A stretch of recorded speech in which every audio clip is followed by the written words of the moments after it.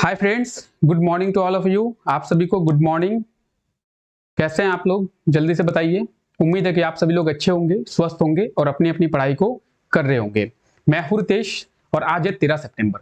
13 सितंबर से झारखंड के जितने भी इंपॉर्टेंट करेंट अफेयर्स बनेंगे उन्हें हम लोग देखने वाले हैं और झारखंड के करेंट अफेयर्स को हम लोग बहुत ही डिटेल में कवर करेंगे। तो चलिए क्लास को शुरू करते हैं और देखते हैं झारखंड के इंपॉर्टेंट करेंट अफेयर्स के बारे में। अगर इस क्लास की बात की जाए तो ये जो क्लास अभी आप देख रहे हैं, ये क्लास रोजाना सुबह 5 बजे होती है, जिसमें हम लोग झारखंड के इंपॉर्टेंट करंट अफेयर्स के बारे में देखते हैं। तो इस क्लास को आप लोग रोजाना जरूर देखें। इस क्लास को आप लोग लास्ट तक देखें।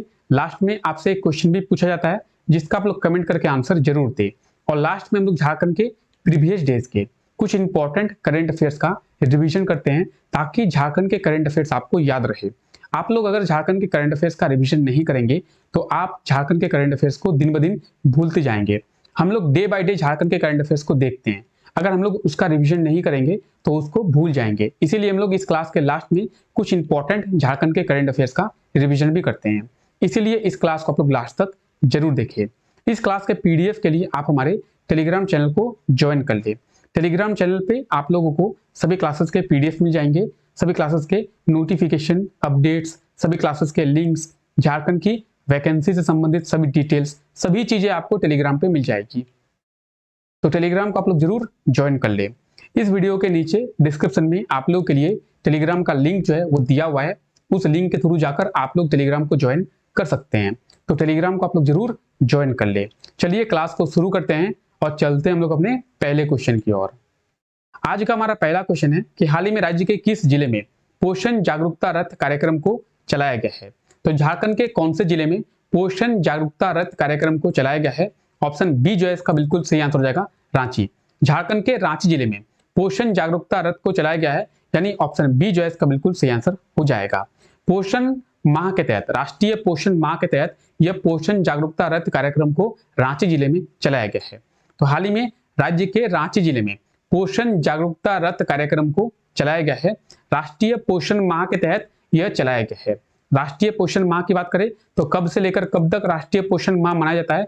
1 से लेकर 30 सितंबर तक राष्ट्रीय पोषण माह मनाया जाता है।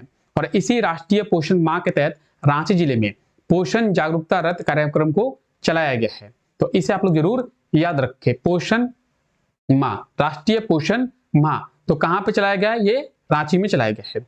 रांची की बात आई है तो ये है मैप में रांची। रांची के बारे में हम लोग कल ही देख चुके हैं। अब आप लोग क्या करें, वीडियो को पॉज करें और आप रांची के बारे में जितना जानते हैं उतना आप लोग कमेंट करके आंसर दें कि आप रांची के बारे में कितना जानते हैं। इससे आपको भी पता चलेगा कि आपको रांची के बारे में कितनी नॉलेज है। तो आप लोग वीडियो को पॉज करें और रांची के बारे में डिटेल में लिखिए। तो चलिए चलते हैं हम लोग अपने अगले क्वेश्चन की ओर। हमारा अगला क्वेश्चन है, झारखंड में इस साल कितने लाख टन धान का उत्पादन जो है किया जाएगा। तो झारखंड में इस साल 18 लाख टन धान का उत्पादन जो है किया जाएगा, यानी ऑप्शन बी जो है इसका बिल्कुल सही आंसर हो जाएगा, 18 लाख टन। राज्य निर्माण के बाद, यानी राज्य का निर्माण कब किया गया था, तो 15 नवंबर, कब, 15 नवंबर 2000 में झारखंड का निर्माण किया गया था।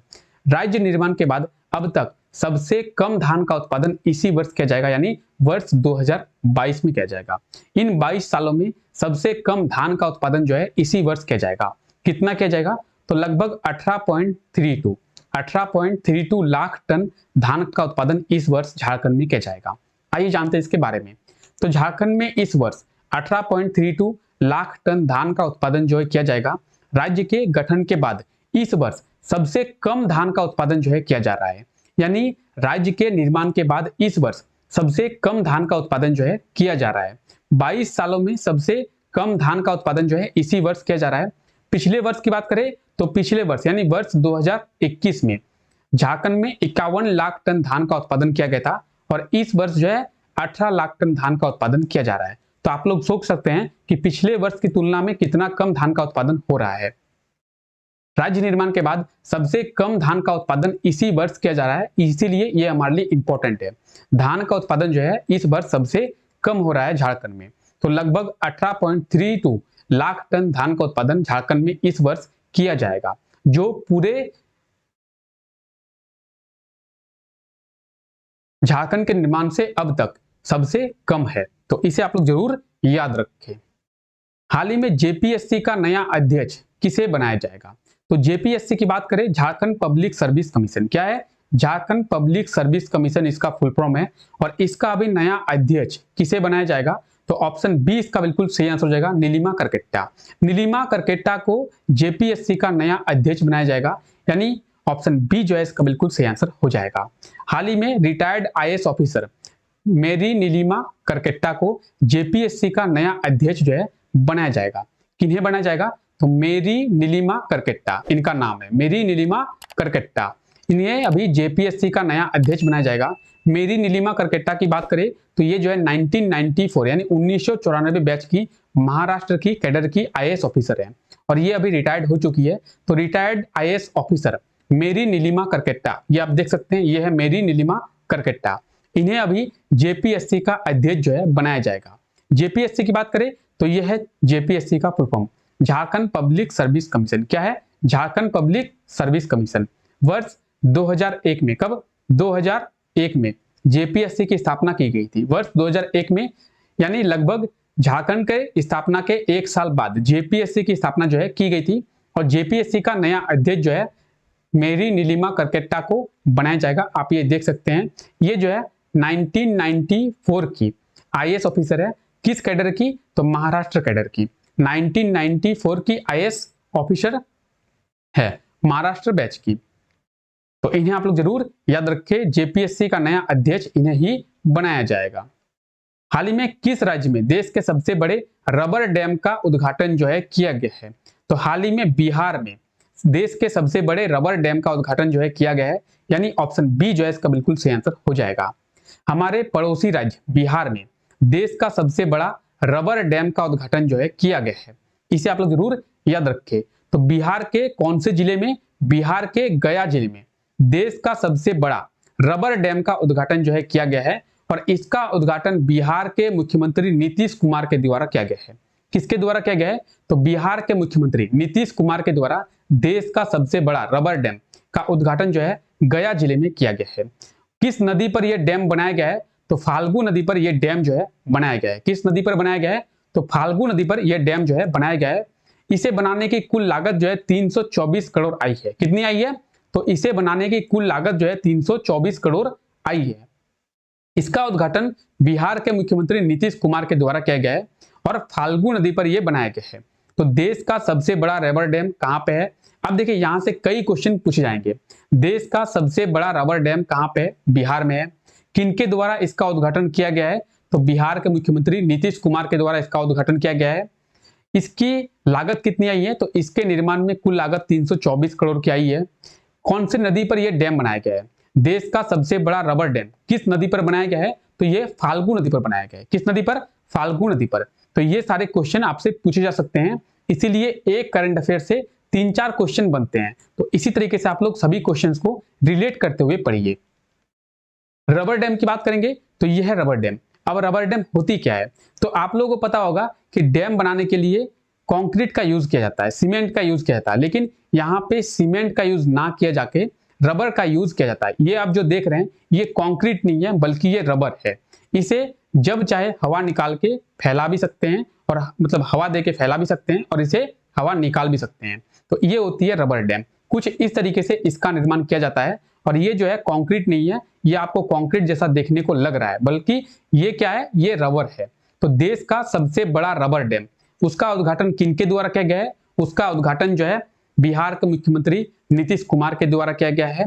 कहां पे इसका निर्माण किया गया है? तो बिहार में निर्माण किया गया है। बिहार के कौन से जिले में किया गया है? बिहार के गया जिले में इसका निर्माण किया गया है। इसे बनाने की कुल लागत कितनी आई है? तो इसे बनाने की कुल लागत 324 करोड़ आई है। कौन से नदी पर यह बनाया गया है? तो बिहार के फाल्गु नदी पर यह बनाया गया है। तो कोई कई सारे क्वेश्चंस को आपको घुमा के पूछ सकता है। ये आप देख रहे हैं बिहार के मुख्यमंत्री नीतीश कुमार, इनके द्वारा इसका उद्घाटन जो है किया गया है। बिहार की बात करेंगे तो यह है मैप में बिहार। तो बिहार से ही अलग करके झारखंड का निर्माण किया गया है। बिहार से ही अलग करके झारखंड का निर्माण जो है किया गया है। झारखंड का निर्माण कब किया गया है? तो 15 नवंबर। कब? 15 नवंबर 2000 में। 15 नवंबर 2000 में झारखंड का निर्माण किया गया है और बिहार से अलग करके इसका निर्माण किया गया है बिहार के 45.80% भूमि पे, यानी लगभग हम लोग 46% कह सकते हैं। लगभग 46% भूमि पर झारखंड का निर्माण जो है किया गया है। बिहार के 45.80% यानी लगभग 46% भूमि पर झारखंड का निर्माण किया गया था। जब झारखंड का निर्माण बिहार से अलग करके किया गया था, उस समय झारखंड में 18 जिले थे। वर्तमान समय में झारखंड में 24 जिले हैं, यानी झारखंड के निर्माण के बाद झारखंड के 6 जिलों का निर्माण किया गया है। तो यह भी क्वेश्चन पूछा सकता है कि बिहार के कितने जिलों को अलग करके झारखंड का निर्माण किया गया था। तो बिहार के 18 जिलों को अलग करके झारखंड का निर्माण 15 नवंबर 2000 में किया गया था। बिहार की बात करेंगे तो यह है मैप में बिहार, और बिहार की कैपिटल जो है पटना है। बिहार की कैपिटल पटना है, और बिहार जो है झारखंड के साथ अपनी बाउंड्री को शेयर करता है। ये आप देख रहे हैं, ये है बिहार, और बिहार जो है झारखंड के इतने पोर्शन के साथ अपनी बाउंड्री को शेयर करता है। तो ये क्वेश्चन पूछा जाता है कि बिहार के कितने जिले झारखंड के साथ अपनी बाउंड्री को शेयर करते हैं, या फिर झारखंड के कितने जिले बिहार के साथ अपनी बाउंड्री को शेयर करते हैं। तो इस तरीके से क्वेश्चंस को पूछा जाता है। आइए जानते हैं इसके बारे में। हम लोग बात करेंगे झारखंड की, तो झारखंड के 10 जिले, कितने जिले? झारखंड के 10 जिले बिहार के साथ अपनी बाउंड्री को शेयर करते हैं, और बिहार के 9 जिले झारखंड के साथ अपनी बाउंड्री को शेयर करते हैं। इनके बारे में भी हम लोग देखने वाले हैं। ये हमारा है मैप में झारखंड। अब देखिए क्वेश्चन को किस तरीके से पूछा जाता है। पहला क्वेश्चन तो ये पूछा जाता है कि झारखंड के कौन से दिशा में बिहार है। झारखंड के कौन से दिशा में बिहार है।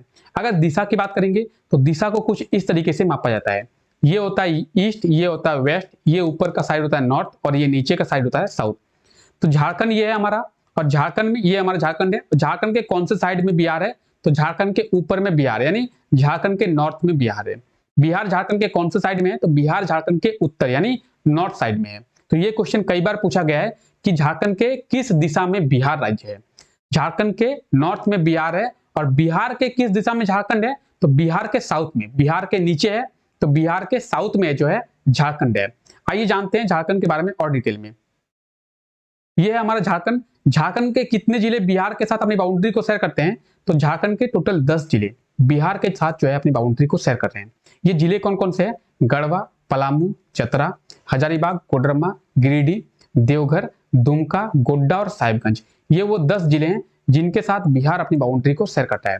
अगर बिहार की बात करें तो बिहार झारखंड के 9 जिलों के साथ, मतलब झारखंड बिहार के 9 जिलों के साथ, झारखंड के 10 जिले और बिहार के 9 जिले।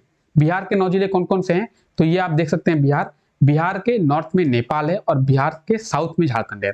हम लोग दिशा को कैसे नापना है, ये है ईस्ट, ये है वेस्ट, ये है नॉर्थ, और ये नीचे में साउथ। तो बिहार के नीचे है झारखंड, यानी बिहार के कौन सा साइड में, बिहार के साउथ में झारखंड है। अब बिहार के कितने जिले, तो बिहार के 9 जिले जो है झारखंड के साथ अपनी बाउंड्री को शेयर करते हैं। ये 9 जिले कौन कौन से हैं? कटिहार, भागलपुर, बंका, जमुई, नवादा, गया, औरंगाबाद, रोहतास और कामेपुर। ये जो है बिहार के 9 जिले हैं जो झारखंड के साथ अपनी बाउंड्री को शेयर करते हैं। अगर रबर डैम की बात करें तो रबर डैम का निर्माण कहाँ पे किया गया है, ये है मैप में गया, और बिहार के गया जिले में ही रबर डैम का निर्माण किया गया है। और गया जिला जो है झारखंड के साथ अपनी बाउंड्री को शेयर करता है। गया जिला झारखंड के साथ अपनी बाउंड्री को शेयर करता है। तो बिहार से रिलेटेड सभी टर्म्स को आप लोग याद रखिए। झारखंड की बात आई है तो झारखंड जो है 5 राज्यों के साथ अपनी बाउंड्री को शेयर करता है। वेस्ट बंगाल, ओडिशा, छत्तीसगढ़, उत्तर प्रदेश और बिहार, 5 राज्यों के साथ। हाल ही में किनके द्वारा प्रधानमंत्री टीबी मुक्त अभियान की शुरुआत जो है की गई है, तो प्रधानमंत्री टीबी मुक्त अभियान की शुरुआत भारत के राष्ट्रपति द्रौपदी मुर्मू के द्वारा शुरू किया गया है। ऑप्शन ए जो है इसका बिल्कुल सही आंसर हो जाएगा, द्रौपदी मुर्मू। भारत के राष्ट्रपति द्रौपदी मुर्मू के द्वारा प्रधानमंत्री टीबी मुक्त अभियान की शुरुआत जो है की गई है। ऑप्शन ए जो है इसका बिल्कुल सही आंसर हो जाएगा। तो हाल ही में राष्ट्रपति द्रौपदी मुर्मू के द्वारा 9 सितंबर को प्रधानमंत्री टीबी मुक्त अभियान की शुरुआत जो है की गई है, और इसमें टारगेट रखा गया है कि 2025 तक देश को टीबी मुक्त बनाया जाए। तो टीबी मुक्त बनाने का लक्ष्य जो है देश के राष्ट्रपति द्रौपदी मुर्मू के द्वारा रखा गया है। द्रौपदी मुर्मू की बात करेंगे तो द्रौपदी मुर्मू हमारे झारखंड की राज्यपाल भी रह चुकी है। तो द्रौपदी मुर्मू हमारे झारखंड की कितनीवीं राज्यपाल थी? द्रौपदी मुर्मू हमारे झारखंड की 8वीं राज्यपाल बनी है। और हमारे झारखंड के 9वें राज्यपाल कौन है? रमेश बैस हमारे झारखंड के 9वें राज्यपाल है, यानी 9वें गवर्नर है। तो द्रौपदी मुर्मू को आप लोग याद रखें, ये जो है हमारे झारखंड की 8वीं राज्यपाल थी। और अभी ये भारत के राष्ट्रपति बन चुकी है और इनके द्वारा 9 सितंबर को प्रधानमंत्री टीबी मुक्त अभियान की शुरुआत जो है की गई है। किनके द्वारा किया गया है? तो ये हमारे भारत की राष्ट्रपति है द्रौपदी मुर्मू, इन्हीं के द्वारा यह शुरू किया गया है। अब देखिए, पिछले वीडियो में आपसे ये क्वेश्चन पूछा गया था कि हाल ही में राज्य के किस रेलवे स्टेशन में एक स्टेशन एक उत्पाद के तहत जैविक स्टॉल को जो है लगाया गया है? तो इसका सही आंसर होगा option B, Ranchi railway station. Ranchi railway station में एक स्टेशन एक उत्पाद के तहत जैविक स्टॉल को लगाया गया है और एक स्टेशन एक उत्पाद के 7वें चरण में इस जैविक स्टॉल को लगाया गया है। ये स्टॉल जो है 15 दिन के लिए लगाए जाते हैं, तो रांची रेलवे स्टेशन में इसे लगाया गया है। अब आज के लिए आपका क्वेश्चन है, हाल ही में किनके द्वारा कर्तव्य पथ का उद्घाटन जो है किया गया है? तो कर्तव्य पथ का उद्घाटन किनके द्वारा किया गया है? आप लोग इसका कमेंट करके आंसर जरूर दे और इसके बारे में आप लोग डिटेल में लिखिए। चलिए, झारखंड के प्रीवियस डेज के कुछ इंपॉर्टेंट करंट अफेयर्स का हम लोग रिवीजन करते हैं ताकि झारखंड के करंट अफेयर्स हमें याद रहे। तो हाल ही में IIT ISM का दीक्षांत समारोह का आयोजन कब किया गया है? तो IIT ISM के दीक्षांत समारोह का आयोजन जो है 13 अगस्त को किया गया था। ऑप्शन सी जो है इसका बिल्कुल सही आंसर हो जाएगा, 13 अगस्त। IIT ISM की बात करें, ये धनबाद में स्थित है और IIT ISM जो है झारखंड का एकमात्र IIT कॉलेज है। ये कहाँ पे? धनबाद में है। और 9 दिसंबर, कब? 9 दिसंबर 1926 में IIT ISM की स्थापना की गई थी। जिस समय इसकी स्थापना की गई थी, इसे केवल ISM यानी इंडियन स्कूल ऑफ माइंस के नाम से जाना जाता था। वर्ष 2016 में इसे IIT का दर्जा दिया गया है, तो इसे आप लोग जरूर याद रखें। हाल ही में हमारे 14वें उपराष्ट्रपति के रूप में किसे चुना गया है? तो हमारे 14वें उपराष्ट्रपति के रूप में जगदीप धनखड़ को चुना गया है। ऑप्शन डी जो है इसका बिल्कुल सही आंसर हो जाएगा। और हमारे वर्तमान उपराष्ट्रपति कौन है? जगदीप धनखड़। हाल ही में कब विश्व स्तनपान सप्ताह को मनाया गया है? विश्व स्तनपान सप्ताह को 1 से लेकर 7 अगस्त तक मनाया गया है, यानी ऑप्शन ए जो है इसका बिल्कुल सही आंसर हो जाएगा। JSLPS द्वारा बनाई राखियों को राज्य की किस रेलवे स्टेशन में बेचे जा रहे हैं और इसकी शुरुआत किस रेलवे स्टेशन से की गई है? तो राज्य के रांची रेलवे स्टेशन से JSLPS के द्वारा बनाई राखियों को बेचे जाने की शुरुआत की गई है। ऑप्शन ए जो है इसका बिल्कुल सही आंसर हो जाएगा। JSLPS की बात करेंगे तो Jharkhand state livelihood promotion society. क्या है इसका full form? Jharkhand state livelihood promotion society. Jharkhand के कितने खिलाड़ी कॉमनवेल्थ गेम्स में के फाइनल में पहुंचे हैं? झारखंड के 3 खिलाड़ी कॉमनवेल्थ गेम्स के फाइनल में पहुंचकर पदक को अपने नाम पे किया है। ऑप्शन डी जो है इसका बिल्कुल सही आंसर हो जाएगा। तो चलिए, आज के लिए हम लोग इतना ही रखते हैं। आई होप आपको वीडियो अच्छा लगा होगा। अगर आपको वीडियो अच्छा लगा है तो वीडियो को लाइक कर दे, चैनल पर नए हैं तो चैनल को सब्सक्राइब जरूर कर दे। मिलते हैं नेक्स्ट वीडियो में, तब तक के लिए thank you, take care, bye bye.